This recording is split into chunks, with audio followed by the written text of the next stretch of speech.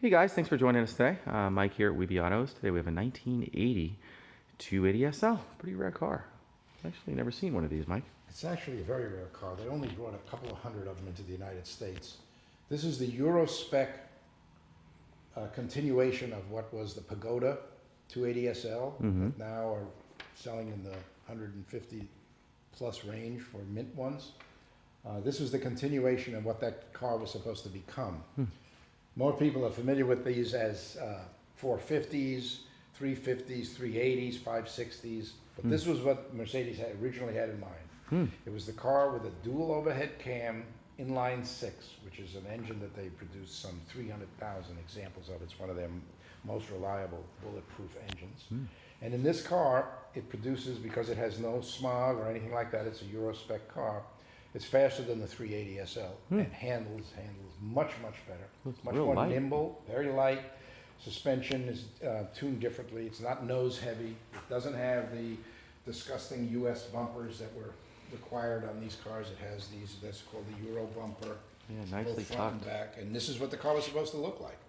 And all of the ones that came to the States are, are sort of bastardizations of what this original design was. In Europe, these are extremely desirable.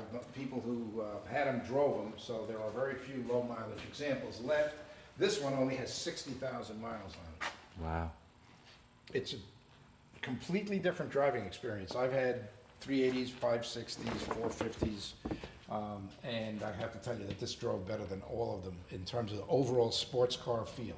Those are more boulevardiers, cruising. Yeah, big heavy feeling. Big, heavy, cumbersome, and this really feels like a sports car, which is what it was intended to be. Now, so we said it has a twin cam inline 6, has 35 horsepower more than the 380 that came into the States. Wow. Much lighter, better weight distribution. So this car was owned by one long-term owner. As I said, 60,000 miles. It's silver blue metallic, which is extremely desirable color, over biscuit leather. Yeah, that's quite an elaborate. That's a cool painted pinstripe. It's not factory, but it's so beautifully done that it would be a shame to take it off. A lot of these cars, none of them came with pinstriping. They all were pinstriped at the dealer. So there's various levels you could have. But the original cars that were imported without pinstriping. This car also has the chrome wheels and the chrome wheel arches.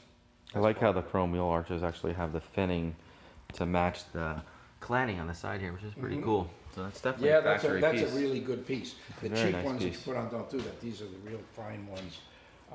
And I love how the bumpers are nicely tucked in. Yeah, that's the way it's supposed What a to be. difference between that big clunky bumper on the 560, 380 American spec cars. This car also comes with two tops, a brand new Hartscloth soft top underneath this hard top, power steering, power disc brakes, factory air. We have the original radio that came with the car, as well as this upgraded system that's in it now. Original tool kit and jack, the owner's manuals, both English and German, and there's a lot more. Pretty cool. Yeah, she's a really, really fine piece. Very neat. The ownership was in Florida, of course, garage, so it was never exposed to salt or any other corrosive, and there's not a rust bubble or a speck on it anywhere. Couple more interesting things. Yeah. It has the real Kinder seat. Now, Kinder is German for kid or child. These seats have seat belts. Most of the ones that were installed aftermarket, first of all, they sit sideways, so you only can put three people in, one extra person sitting cross saddle. Here, they both face forward and have seat belts. These were not ever equipped on any U.S. cars because they couldn't satisfy the EPA with this rear seat configuration. But you are welcome to put it on yourself. It also has the Wind guard. the wind guard in the back. Pretty cool, man.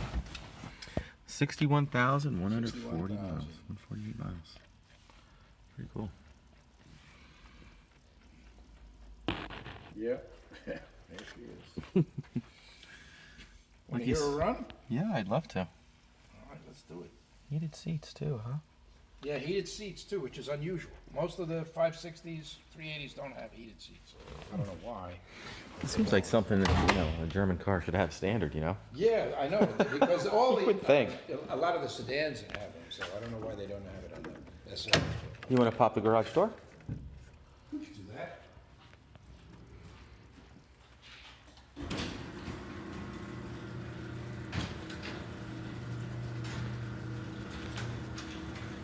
This has mechanical fuel injection? Yes, yes. Pretty cool. Yes.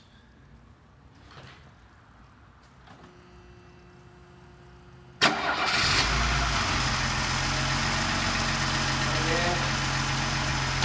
fires right up.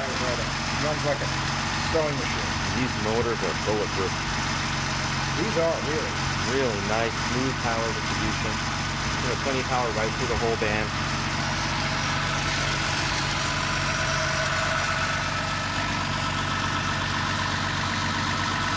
Manifolds almost look like headers. Pretty cool.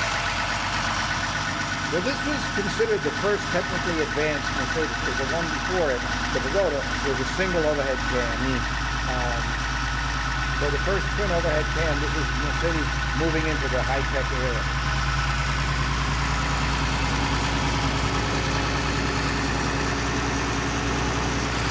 Pretty cool.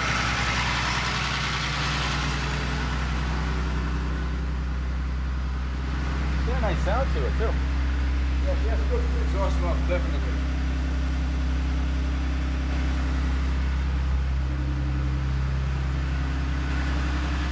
Well, guys, thank you so much for joining us today. Again, my name is Mike from Weeby Autos. Feel free to give us a shout. We're at 631-339-0399. You can also check out more pictures, information, detail on our main website. That's weebyautos.com. Keep in mind we do offer financing and worldwide shipping. And Mike, thanks again for showing us your car. It's a pleasure. Absolutely awesome. Thank you. Somebody will find themselves a really good one with this. This is definitely investment grade, this car, because they are becoming extremely collectible, the 280s, Euro versions. I agree. I've never seen one.